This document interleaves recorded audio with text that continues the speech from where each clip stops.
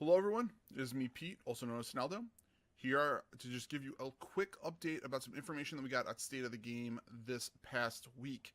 Uh, Hamish decided to do an interview with Trick Dempsey. For those people that don't know who he is game a senior game developer, and he wanted to give us a little bit of information about what the end game was going to look like when you hit level 30. So a lot of different things happened, a lot of communication on certain things. But one of the things that they wanted to make sure you did was they wanted to make sure they gave you information about the Black Tusks and what they did, and the dynamic of how they push and pull you through the world.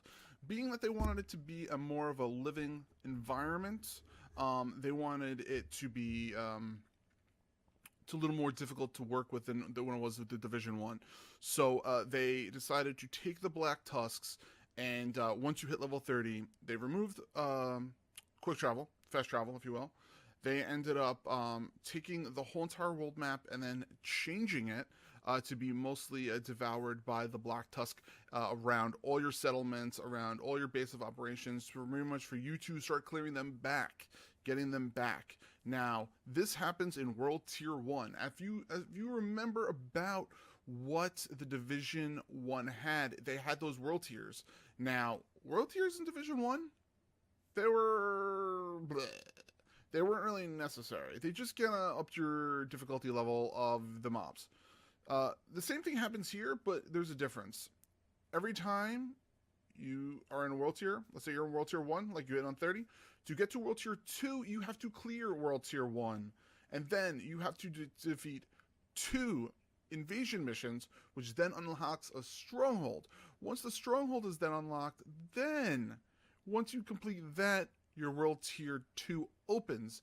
After that, you start the process all over again. You have to clear the map, clean it up, get it all, get your gear, get ready. Then you do 2 invasion missions, then you do another stronghold, which is different. You do that with World Tier 1, World Tier 2, World Tier 3. And then once you hit World Tier 4 and you want to complete it, you have to complete it with Tidal Basin. Once you complete Tidal Basin, then you get to World Tier 5, and then who knows? Most people, Trick is saying that Trick is saying that once you hit World Tier 4 and you hit that World Tier 5, it ends up being a more difficult World Tier 4. So, now, everyone knows about the specializations, and then you get them on 30. So yes, you get them at 30. You get a phone call from a guy that says, hey, come here, get your specializations. You get your specializations, you get your stuff, you can figure that stuff out, and then you can go back into your adventure, and then you can work on that. We're told that there's talents. I have yet to see them, but we've been told by other people that there are talent trees for your specializations. Now, at level 30, you'll notice that there's going to be these points around the map where you're going to have one circle, one red circle, and then about 4 little dots around them. And what those are your priority targets. The way that works is that you have to kill all the priority targets, so the 4 of them, and then you kill the boss in those priority targets. After you complete those, you can end up unlocking that area. Now, what was really interesting is that they ended up saying that if you're going to go and fight engineers, they're more prone to have EMP grenades. So it makes me think that if I end up going up against people that are more, how should I word it? Kind of like the more tanky guys, they're going to have different ammo, turrets, or things like that. Or shield guys, which they're going to end up throwing grenades and things like that. So which is very interesting. Now, one other dynamic that they decided to add was this these named bosses, which we've all used to named bosses. We all are. But they kind of put a little twist to them. So the little twist that they ended up doing with these named bosses is that there's 52 of them. 52. Like a deck of cards, as you'd say? Yes, that's what they said. These 52 named bosses are going to be based off of a deck of cards. These are going to be associated like the 2 of hearts or the ace of hearts, 4 spades, and so on and so forth.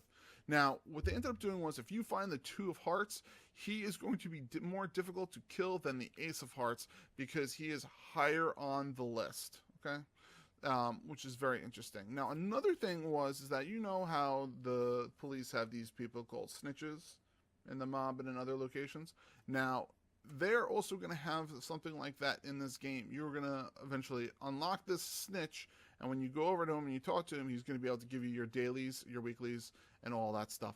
Now, the other cool thing is that when you end up talking to him, he will give you a location of a person.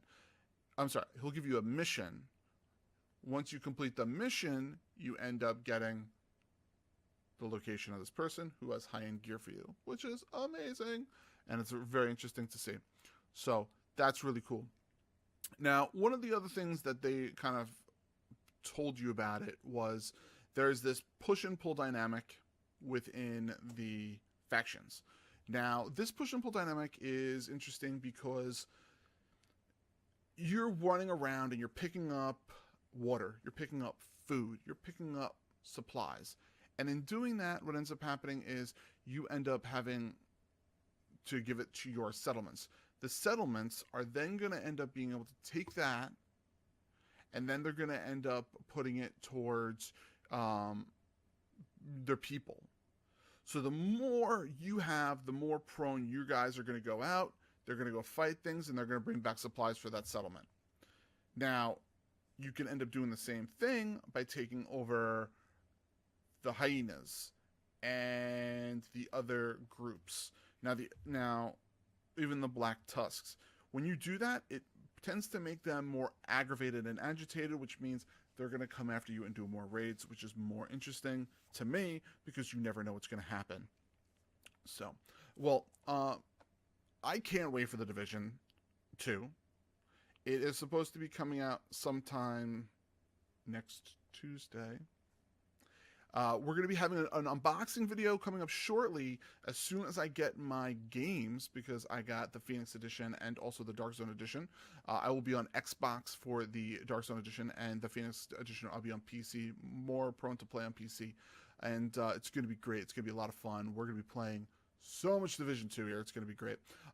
So thank you very much for watching the video. Hit that subscribe and like button. And if you have any questions, please leave them down below. I will try to promptly answer those. And please, if there is a problem with the sound, which everyone is always complaining to me about, I am sorry. I am trying to get that to work. Please tell me if this is good or not. If it's not, be like, Pete, the sound is bad. We need to hear you more, and I will try to do that more. So thank you all very much. Have a fantastic day, and I will talk to you guys later. Bye, everybody.